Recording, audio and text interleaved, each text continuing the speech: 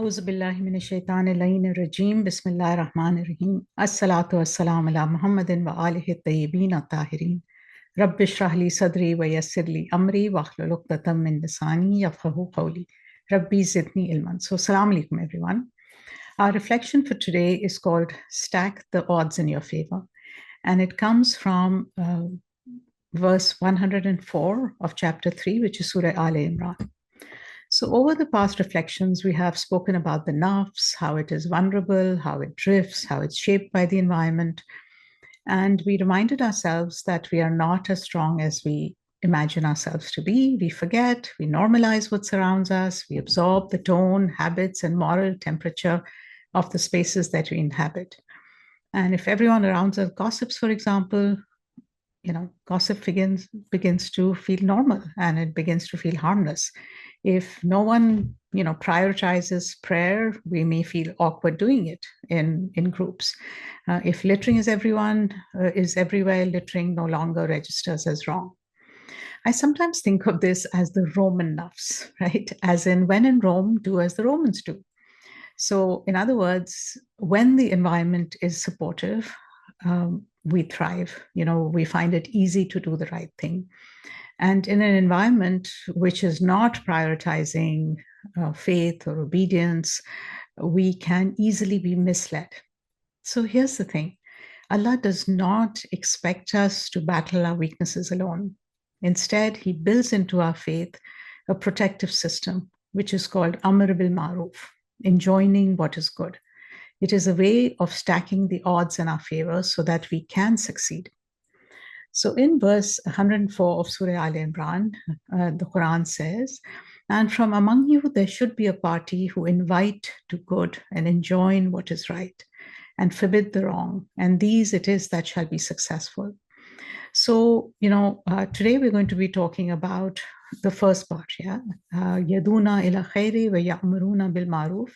And then tomorrow, inshallah, we'll talk about wa yanhawna anil munkar, which is forbidding the wrong. So, the thing is that these days it's not trendy or cool to talk about Amr bil Maʿrūf and Nahy anil munkar, right? Inviting to good and forbidding the evil. It actually gets a very bad rap. We live in a world which we are told constantly to mind our own business.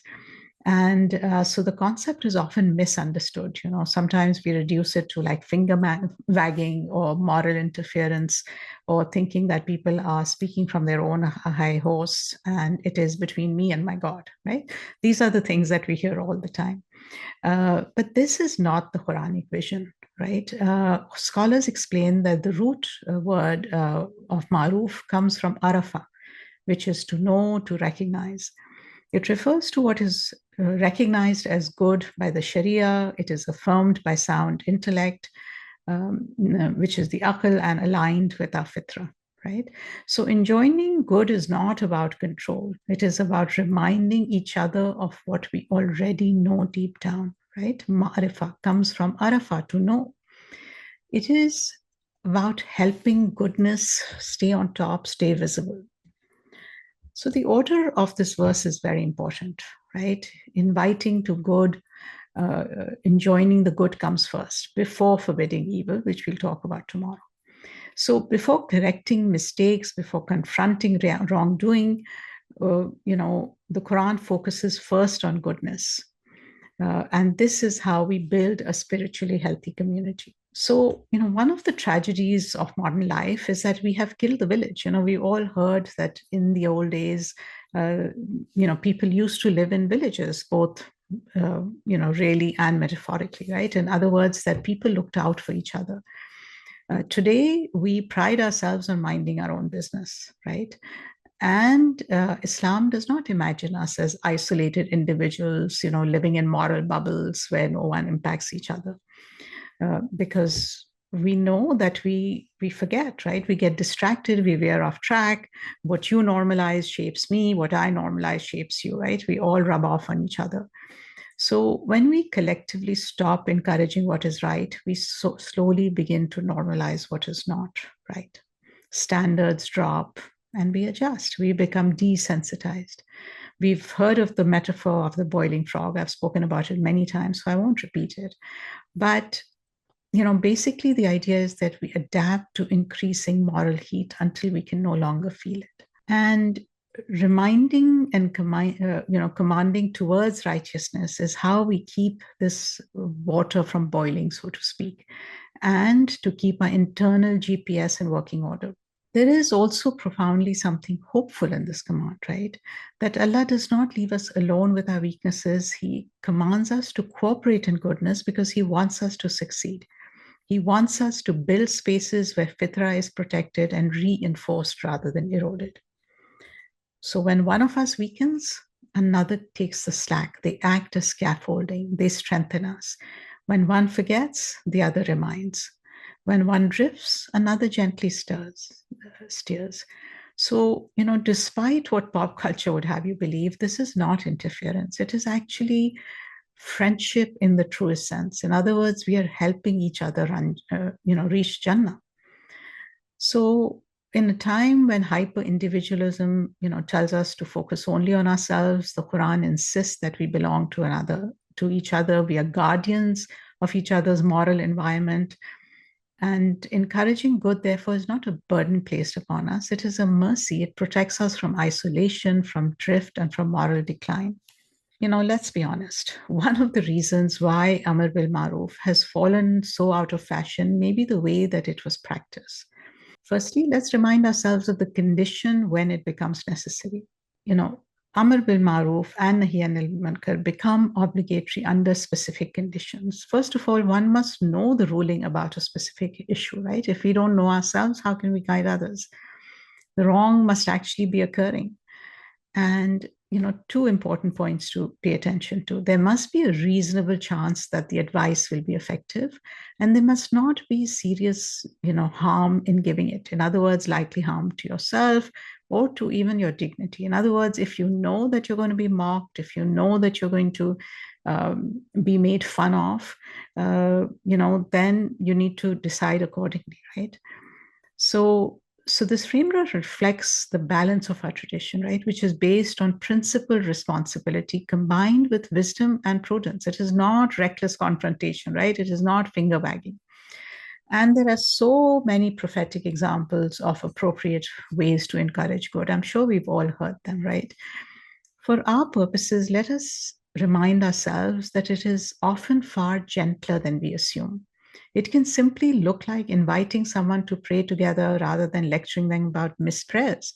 It can look like saying, I really admired how you handled that situation, instead of only pinpointing what went wrong. It can be sharing an ayah or a quote that moved you and saying, this helped me this week.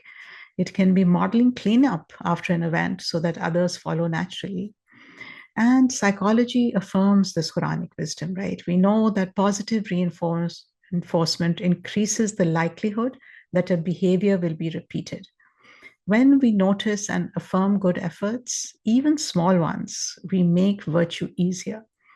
When we frame encouragement in terms of possibility rather than deficiency, people are more open, right? Compare the difference between saying you never help and saying, when you stepped up last week, it really lightened the load. So we know that one provokes defensiveness while the other invites growth. So think about how real change happens in society. Let us take the example of being more mindful of the environment. And this is how, we did it in our community in Toronto. And it is one of those success stories, right? So first, and I'm talking about, being more careful of what we consume and how we dispose of things after we've eaten, for example. So first, awareness is raised, right? We had this campaign called Bring the Green Back to the Deen or something along those lines, right? So the team spent a lot of time raising awareness about, what it costs, what in terms of, how many things we were throwing away, the trash that was gathering every day. So there was a big campaign about awareness raising. And then systems were created to make good choices easier. For example, they installed eco stations. They had a lot of volunteers, manning the stations to make sure that everything was running well. So recycling and composting and everything became, easily accessible. And only then did stricter measures follow, for example, such as banning single-use plastics. And at the same time, there was a lot of encouragement for people to bring their own stuff, so that even, better than composting is reusing, right? So bringing their things from home. And I think to this day, people have been given incentives to do that, right? So, and now, in our community, we kind of expect these things to happen, right? We expect that we will reuse, that we will compost, that we will be more careful. So the change took time, but it was really, and it's really an excellent example of Amr bil Maṛūf, yeah, right? To enjoin the good, to make it easier for it to happen. And so the same is true in families and communities. So for example, when prayer is woven naturally into the rhythm of the home, it just becomes normal. That is what you do. When kindness is spoken aloud and appreciation is used, it spreads. Saying please, saying thank you, modeling the akhlaq that you want to see around you, right? So when responsibility is expected and modeled, then it's just much more likely to be adopted. So these are just ways that we can encourage, that we can invite people towards righteousness, through our actions, through modeling, through setting systems in place that make doing the right thing easier. Again, when there are people manning parking, for example, telling people where to park, it's just, it puts together a system, right? So as we gather in communities this Ramadan, let's look around and see what righteous behavior that we can model and encourage. How can we do it in a way that is encouraging rather than punitive, or rather than shaming, right? And all of us can take up one cause. It can be from the tiniest thing to the biggest thing. And as we look around our communities, this is what we see, which is so inspiring, right? People noticing something and then putting together an awareness campaign, putting together systems that make it easier to do the right thing. So, with this, this is how we can kind of live this verse in our daily lives. And inshallah, see you tomorrow. Assalamu alaikum wa rahmatullahi wa barakatuh.